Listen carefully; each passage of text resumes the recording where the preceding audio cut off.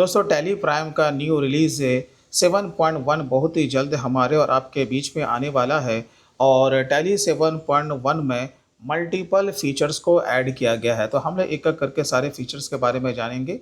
लेकिन वीडियो को शुरू करने से पहले अगर आप हमारे चैनल पे पहली बार आएँ, तो प्लीज़ आप हमारे चैनल को सब्सक्राइब ज़रूर कर लें, क्योंकि मैं हमेशा टैली अकाउंट्स और टैक्सेशन के ऊपर इस तरह का अपडेटेड वीडियोज़ लेकर के आता रहता हूँ। तो चलिए दोस्तों, आज के वीडियो हम लोग शुरू करते हैं।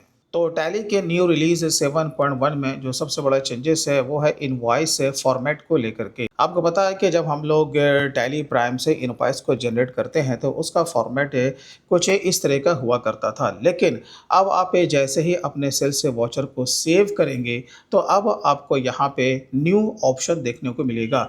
जैसे हम लोग यहाँ पे प्रिंट पे जाते हैं तो पहले तो आपका जो कि बाय डिफ़ॉल्ट रहेगा, जो कि क्लासिक प्रिंट है, जो कि हम लोग सिंपल वे में इसका प्रिंट आउट ले रहे थे, वो आपको यहाँ पे दिखेगा। लेकिन अब आपको यही चीज़ राइट साइड में देखो, यहाँ पे एक न्यू ऑप्शन आपको मिलेगा, चेंज टेम्पलेट, जिसका कि शॉर्टकट होता है Ctrl+H।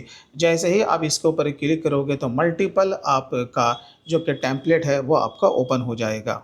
तो यहाँ पर आप देख सकते हो कि आपके यहाँ पे टेम्पलेट बने हुए हैं, 1 से लेकर के 7 तक आपको यहाँ पे टेम्पलेट के तौर पे इनवॉइस का फॉर्मेट मिल जाएगा।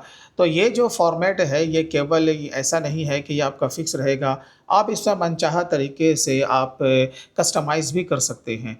अब जैसे कि मान के चलो कि आपको इनमें से किसी भी फॉर्मेट को अगर सेलेक्ट करना है अपना फॉर्मेट बनाने के लिए, तो सिंपल सी बात है, यहीं पर राइट साइड में टेम्पलेट लिस्ट का एक ऑप्शन दिख जाएगा, जिसका कि शॉर्टकट आपके स्क्रीन के सामने F2 है।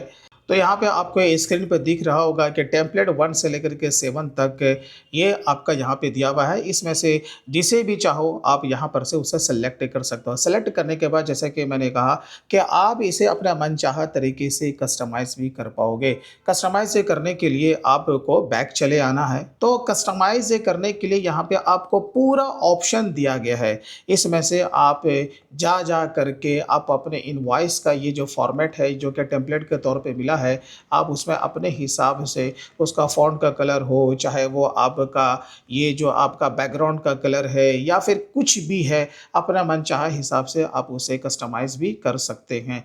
और जैसे ही आपका ये कस्टमाइज़ हो जाए आप उसको सेव कर लेंगे, और जब आपका ये सेव हो जाए और इसे अगर बाय डिफ़ॉल्ट आपको प्रिंट में लेकर के जाना है, सेट एज़ डिफ़ॉल्ट का भी यहाँ पे ऑप्शन दिया हुआ है, तो आप इसे सेट भी कर पाओगे। कस्टमाइज़ करने के बाद अब आप टैली के न्यू रिलीज़ में इस तरह का कलरफुल इनवॉइस का प्रिंट आउट भी आप ले पाओगे। तो जैसे इसका बीटा वर्ज़न आएगा, मैं आपका प्रैक्टिकल वे में ये करके बताऊँगा इसका जो सेटअप है वो आपको किस तरीके से करना है। और टैली के न्यू रिलीज़ में जो दूसरा सबसे बड़ा अपडेट आपको देखने को मिलेगा वो है ऑटो रैप टेक्स्ट। यानी जब हम लोग अकाउंट्स का या फिर इन्वेंटरी का कोई मास्टर को क्रिएट करते हैं तो उसमें लंबा चौड़ा आपका नाम होता है। बेसिकली यानी कि टेक्स्ट का जो लेंथ होता है वो काफ़ी बड़ा होता है। जब काफ़ी टेक्स्ट का लेंथ बड़ा हो जाता है तो वो रीडेबल नहीं होता है, यानी कि पढ़ने में वो आपको बनता ही नहीं है। राइट, वो आपने देखा होगा। लेकिन अब वैसे प्रॉब्लम का सॉल्यूशन हो चुका है कि टैली के 7.1 में कितना भी लंबा चौड़ा आपका टेक्स्ट हो, चाहे वो अकाउंट्स में हो या फिर आपका इन्वेंटरी में हो, अब वो आपका रीडेबल होगा। अब जैसे कि आपके कंपनी का नाम भी लंबा चौड़ा है, तो यहाँ पे आपके स्क्रीन के सामने आप देख सकते हो कि आपका टेक्स्ट कितने अच्छे तरीके से दिख रहा है। एक तो जब आप इसे ऑल्टर करोगे तो यहाँ पे देखो, आपने जितना भी लंबा चौड़ा नाम यहाँ पे लिखा है अपने स्टॉक आइटम का, ये सारा रीडेबल है ना, ये पूरा आपको साफ साफ यहाँ पर भी दिखेगा। और प्लस मैं अभी आपको दिखाऊंगा कि जब इसका इनवॉइस का हम लोग प्रिंट आउट लेंगे, पूरा साफ साफ आपको दिखेगा। अब यहाँ पर देखो, हम लोग अभी सेल से वॉचर का एंट्री ले रहे हैं, तो यहाँ पे आप देख सकते हो कि यहाँ पे हमारा जो स्टॉक आइटम का जो टेक्स्ट का लेंथ है वो कितना बड़ा है, लेकिन वो आपका रीडेबल है, हम इसके आसानी से पढ़ सकते हैं। और जब फाइनली जब हम इसका प्रिंट आउट लेंगे, ये पूरा आपका रीडेबल रहेगा। और टैली के 7.1 के न्यू रिलीज़ में जो तीसरा सबसे बड़ा अपडेट आपको मिलेगा वो है HSN के बारे में। क्या होता है कि जब हम लोग स्टॉक आइटम को क्रिएट करते हैं तो वहाँ पे मैनुअल तरीके से HSN कोड और उसका डिस्क्रिप्शन हम लोग डालते हैं, लेकिन टैली 7.1 में अब आपको मैनुअल डालने की ज़रूरत नहीं पड़ेगी, क्योंकि वहाँ पर एक आपको HSN का एक न्यू ऑप्शन देखने को मिलेगा जिसके के ऊपर आप क्लिक करके डिस्क्रिप्शन वाइज भी एचएसएन को आप सर्च कर सकते हैं, या फिर अगर आप एचएसएन को जान रहे हैं तो वहाँ पर आप उसे टैप करेंगे तो वो फ़िल्टर करके वो आपको टैली वहाँ पे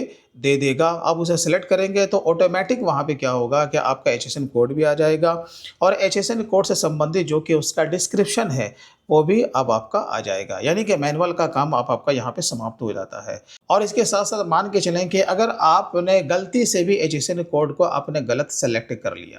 जब हम लोग जीएसटीआर-1 की रिटर्न फाइल करते हैं तो रिटर्न फाइल करने से पहले हम लोग क्या करते हैं कि अपने रिटर्न को वेरीफाई करते हैं। तो उसमें जो मोस्ट इम्पोर्टेंट पार्ट होता है कि आपको पता है कि एचएसएन वाइज़ हमें बी2बी और बी2सी का जो कि स्टॉक का समरी है वो भी देना होता है।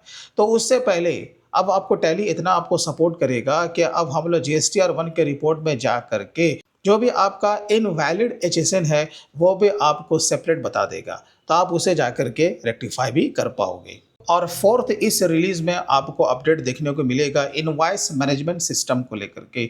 जिस तरीके से टैली 6.0 में हम लोग आईएमएस का काम टैली से कर रहे थे और भी इजी वे में फ्रेंडली यूज़र के साथ टैली के न्यू रिलीज़ 7.1 में हम कर पाए। तो जैसा कि मैंने आपसे शुरू में प्रॉमिस किया है कि जैसे ही इसका बीटा वर्जन आएगा एक के ऊपर हम सिस्टमैटिक तरीके से इस पर वीडियो जरूर लेकर के आएंगे। और इसमें लास्ट सबसे बड़ा अपडेट आपको इस न्यू रिलीज में देखने को मिलेगा वो है financial statement for corporate entity. Tally 7.1 में अब कॉर्पोरेट सेक्टर के लिए भी बैलेंस शीट बनाना काफ़ी आसान हो जाएगा।